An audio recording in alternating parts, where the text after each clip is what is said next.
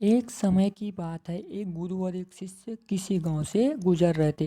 काफी देर चलने के बाद उनको प्यास लगने लगी थी, तो वे एक खेत पर जा पहुंचे। खेत बहुत बड़ा और उपजाऊ था, लेकिन उस खेत को देखकर लगता था कि उसका मालिक उस पर ज्यादा ध्यान नहीं देता था। वहां पर एक झोपड़ी थी। उन दोनों ने झोपड़ी को दरवाजे को खटखटाया, तो अंदर से एक आदमी निकला और साथ ही उसकी पत्नी और बच्चे बाहर निकले थे। सभी ने फटे पुराने कपड़े पहने हुए थे। गुरुजी ने बहुत ही विनम्र निवेदन किया कि क्या हमें पीने का पानी मिल सकता है। किसान ने उन दोनों को पानी पिलाया। पानी पीने के बाद गुरु बोले, आपका खेत बहुत बड़ा है, लेकिन क्या आप इसमें फसल नहीं उगाते? किसान बोला, नहीं, हम फसल नहीं बोते। गुरुजी बोले, तो आप लोगों का गुजारा कैसे चलता है? किसान बोला, गुरुजी हमारे पास एक भैंस है जो बहुत सारा दूध देती है, और उसमें से कुछ दूध बेचकर हम गुजारा कर लेते हैं, और बाकी बचे दूध को हम सेवन कर लेते हैं। गुरुजी बोले, इतनी बड़ी जमीन में यूं ही व्यर्थ खाली छोड़ना यह आपके आने वाली पीढ़ी के लिए बहुत ही खतरनाक साबित हो सकता है। खाली एक भैंस पर निर्भर होना आपके लिए ठीक नहीं है। लेकिन किसान बहुत आलसी था। उसने कहा कि हमें मेहनत करने की क्या ज़रूरत है? 15 किलो रोज दूध देने वाली भैंस से हमारा गुजारा ठीक ठाक हो जाता है। तभी गुरुजी बोले, लेकिन आपको मेहनत तो करनी ही चाहिए, समय का कोई पता नहीं होता। लेकिन गुरुजी की बातों को किसान हवा में ले गया।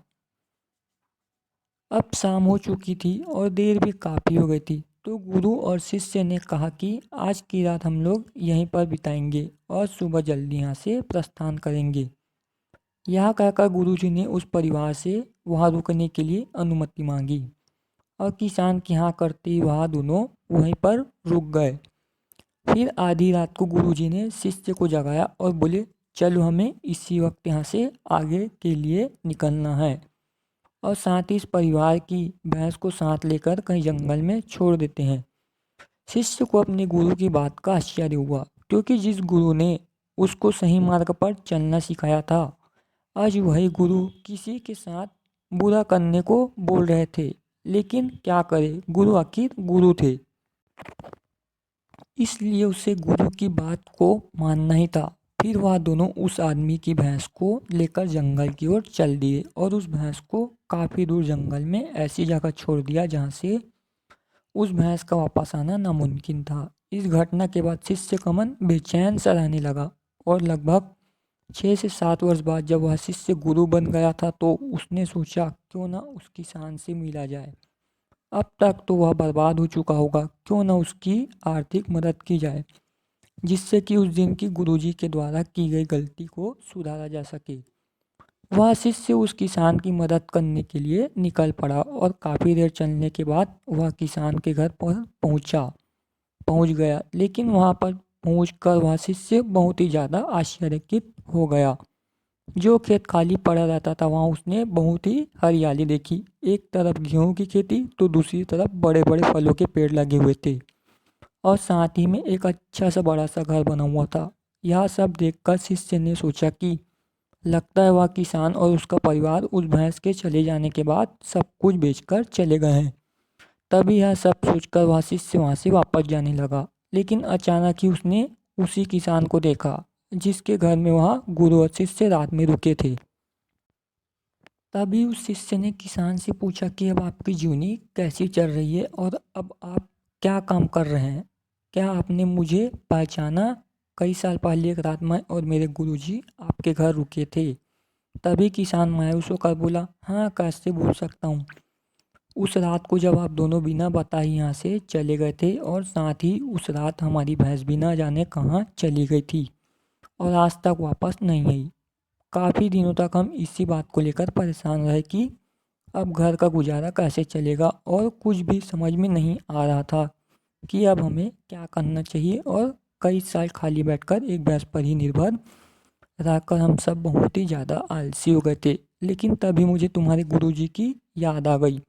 उन्होंने भी यही कहा था कि एक भैंस पर निर्भर रहना आपके लिए आपके आने वाले समय पर भारी पड़ सकता है। लेकिन उस समय मैंने उनकी एक ना सुनी। लेकिन भैंस के जाने के बाद फिर मैंने जंगल से लकड़ियाँ काटकर बाजार में बेचना शुरू किया और धीरे धीरे पैसे बचाकर उन पैसों को अपने खेतों में लगाने लगा। धीरे धीरे मैंने फलों के पेड़ लगाना शुरू किया। इसके बाद मैंने थोड़े थोड़े पैसे में अनाज उगाना भी शुरू किया। ऐसे ही करते करते आज मैं गांव का बड़ा व्यापारी बन गया और मेरा जीवन बदल गया। आपके गुरुजी ने मुझे सही कहा था कि हमारी ज़मीन बहुत उपजाऊ है, इसे हमें खाली नहीं छोड़ना चाहिए था। आगे वह किसान बोला, अगर उस दिन मेरी भैंस नहीं गई होती तो शायद यह सब कुछ आज मेरे साथ नहीं होता और मेरा जीवन भी इतना ना बदलता। यह सब सुनकर शिष्य बोला, लेकिन यह सब तो आप पहले भी कर सकते थे। किसान ने कहा, बिल्कुल कर सकता था, लेकिन उस समय मेरा काम बिना मेहनत के चल रहा था और मुझे कभी लगा भी नहीं कि मैं यहाँ काम करने में भी सक्षम हूँ।